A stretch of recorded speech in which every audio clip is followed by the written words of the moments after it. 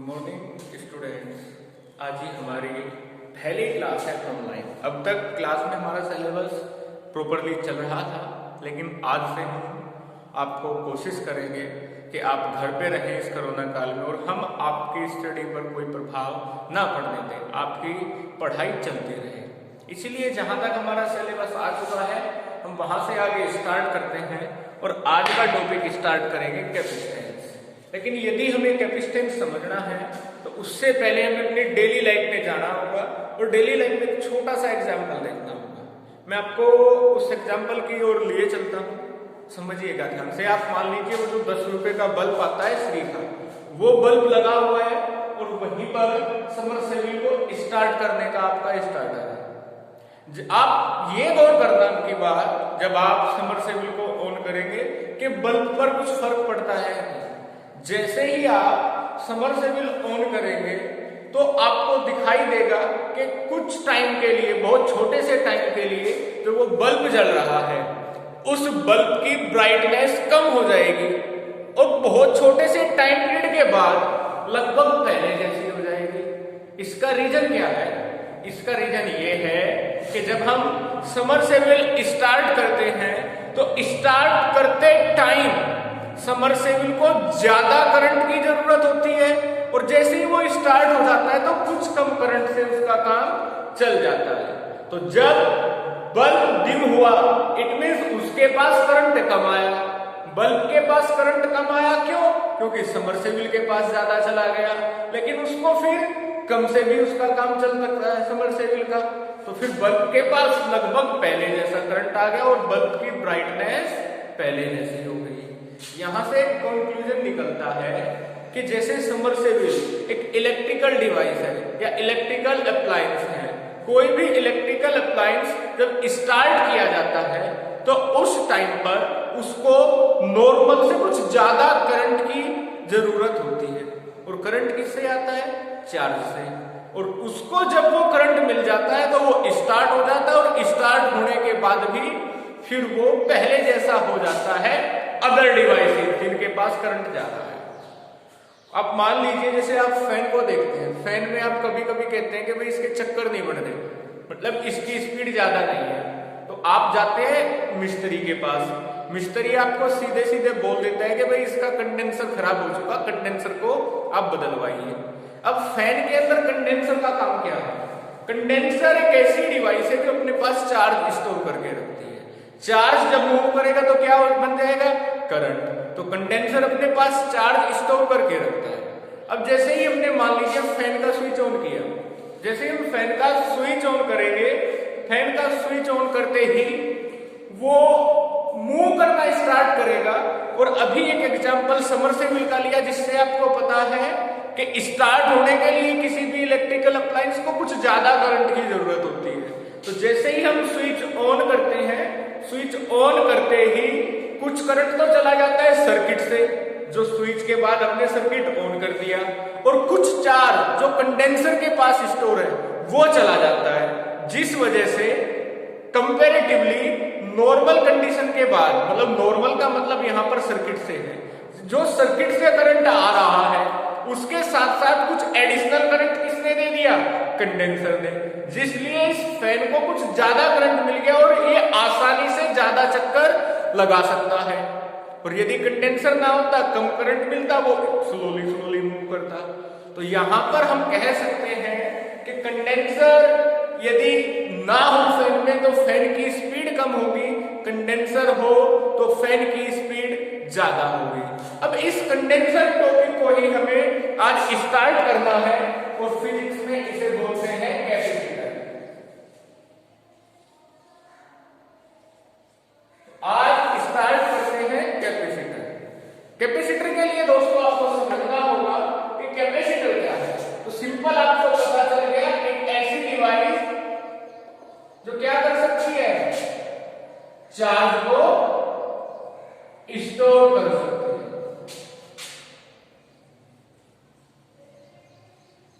और चार्ज का अमाउंट भी लार्ज होता है, मतलब ज्यादा चार्ज को स्टोर कर सकती है। इसके बाद एक टर्म आती है कैपेसिटेंस।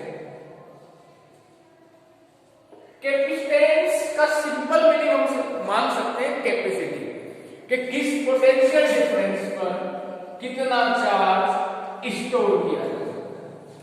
कि कोई भी कंडक्टर या कोई भी सब्सटेंस या कोई भी डिवाइस किस पोटेंशियल डिफरेंस पर कितना चार्ज स्टोर कर सकते हैं। और यहां पर आप यदि डिफाइन करेंगे तो थ्योरेटिकली एक लाइन एक वर्ड और यूज कर सकते हैं कि इसका साइज और शेप और साइज चेंज नहीं होगा। मतलब कैपेसिटर एक ऐसी डिवाइस है जो अपना शेप और साइज चेंज नहीं होने देती और लार्ज अमाउंट स्टोर कर लेती है किसका, चार्ज। इसके बाद कैपेसिटेंस क्या है, कैपेसिटेंस को हम सिंपली कह सकते हैं कि कैपेसिटेंस है आपकी कैपेसिटी, और कैपेसिटी कहीं की चार्ज को स्टोर कर देगी। तो किस पोटेंशियल डिफरेंस पर कोई डिवाइस कितना चार्ज स्टोर कर सकती है उसको कहते हैं कैपेसिटेंस। कैपेसिटेंस को मैथमेटिकली डिफाइन किया गया है इस फॉर्मूले से, C = Q/V। C capacitance, Q charge, V potential difference. इसके बाद हम बात करते हैं यूनिट की, तो इसकी यूनिट होती है फैराड। फैराड को हम डिनोट करते हैं F से। अब इसके बाद हम समझते हैं कैपेसिटर को। चलिए दोस्तों, अब यहां से हम कैपेसिटर को समझना स्टार्ट करते हैं। 12th के सिलेबस में कैपेसिटर से केवल एक ही टॉपिक है और वो टॉपिक है आपका पैरेलल प्लेट कैपेसिटर।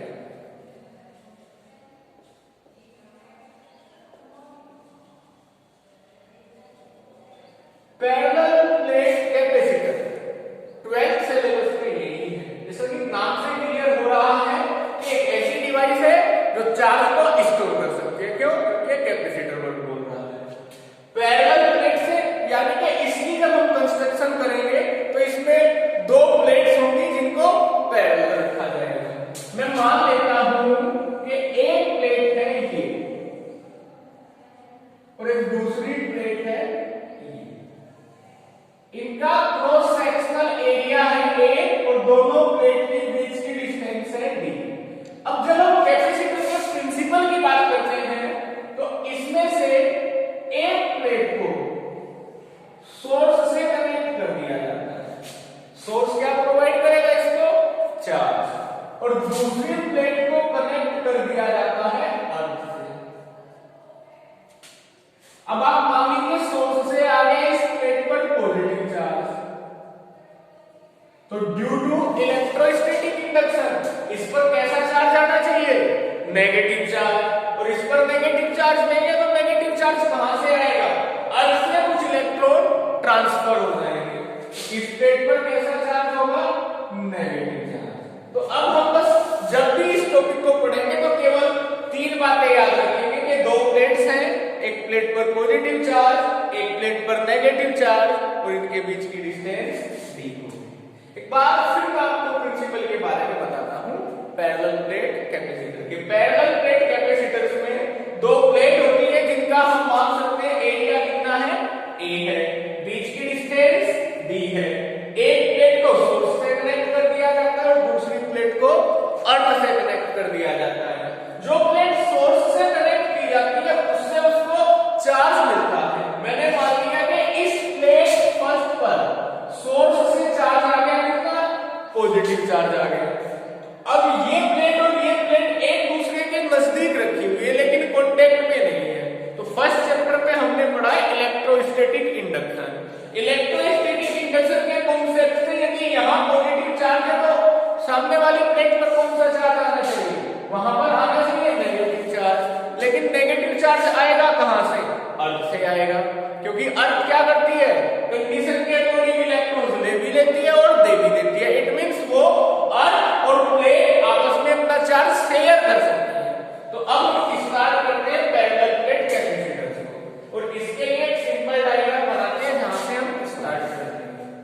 हमने मान लिया कि ये इसकी प्लेट्स है, यहां पॉजिटिव चार्ज है और दूसरी प्लेट पर नेगेटिव चार्ज है।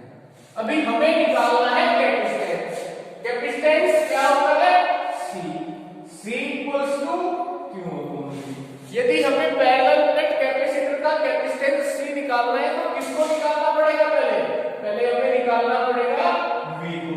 अब हम बात करते हैं v यानी कि पोटेंशियल डिफरेंस, और पोटेंशियल डिफरेंस किसका? इन दोनों प्लेट्स का। अब पोटेंशियल डिफरेंस निकालने के लिए हम क्या यूज कर सकते हैं? E equals to v upon d। या तो आप इसको कह सकते हैं कि पोटेंशियल ग्रेडियंट से आया फॉर्मूला, या फिर आप सिंपली यहां से मान सकते हैं E का बेसिक फॉर्मूला क्या है? पॉइंट चार्ज की वजह से, और V का फॉर्मूला कितना है? 1/4 pi epsilon not Q upon R। यदि मैं इस सेकंड इक्वेशन में दोनों तरफ R से डिवाइड कर दूं तो ये क्या हो जाएगा? R²। ये किसकी वैल्यू हो गई?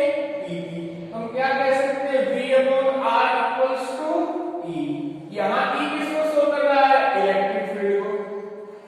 E इलेक्ट्रिक फील्ड को, R डिस्टेंस को, और V पोटेंशियल को या पोटेंशियल डिफरेंस को।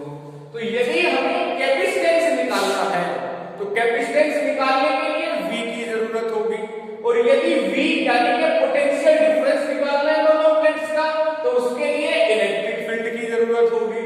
तो इलेक्ट्रिक फील्ड हम कहां से निकालेंगे? V अपॉन d फॉर्मूला कहां से आया? यहां से क्लियर हो गया। तो अब हमें सबसे जरूरी बन गया हमारे लिए कि हम E को सोल्व करें।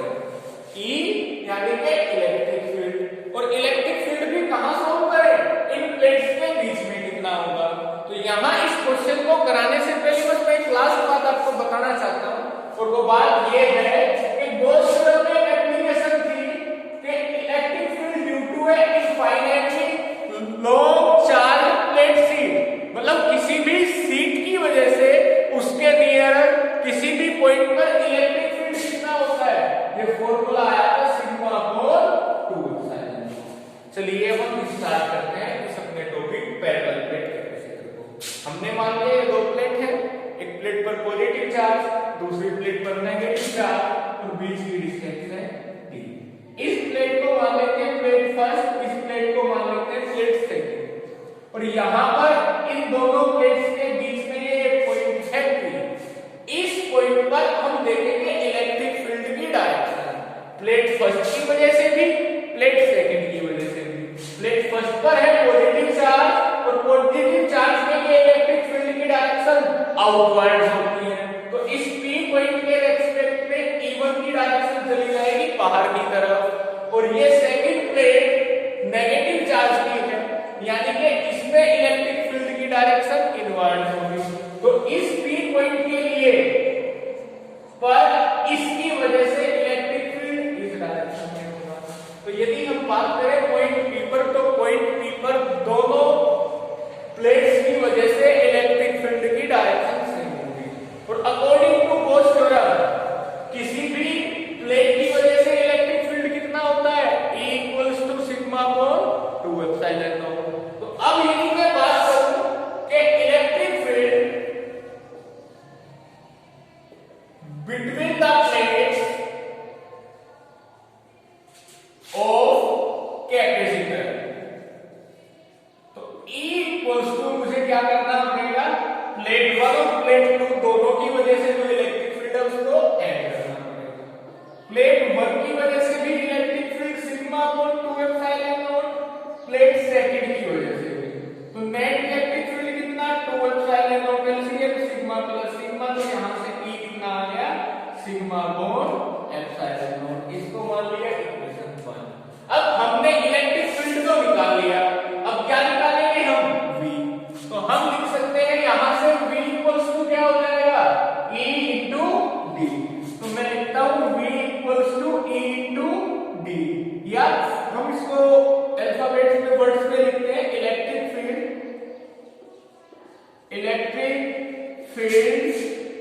Between the plates and multiply by distance between plates. अब V equals to E into कितना आ गया? D, क्योंकि डिस्टेंस कितना है? D। V इक्वल्स टू क्या हो जाएगा? Sigma upon epsilon not into D। यहां हमने V निकाल लिया। यदि हमारा V आ गया तो हम क्या निकाल सकते हैं? कैपेसिटेंस C निकाल सकते हैं। अकॉर्डिंग टू डेफिनेशन क्या कहते हैं? C equals to Q upon V। C equals to Q upon V की जगह sigma D upon epsilon nought. Epsilon nought घूम के चला गया ऊपर, Q epsilon nought upon sigma D।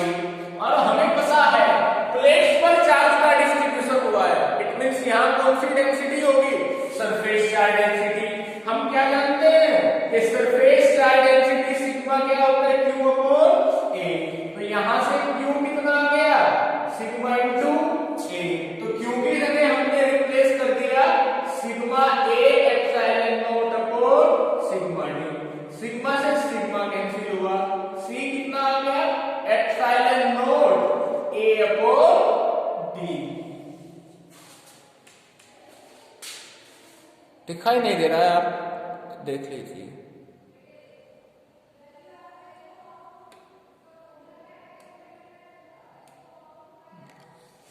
तो एक बात हम समझते हैं, हमने मान लिया प्लेट 1 की वजह से इलेक्ट्रिक फील्ड की डायरेक्शन देख ली, फिर प्लेट 2 की वजह से इलेक्ट्रिक फील्ड की डायरेक्शन देख ली, दोनों की सेम आई तो नेट इलेक्ट्रिक फील्ड के लिए क्या किया? इनको ऐड किया।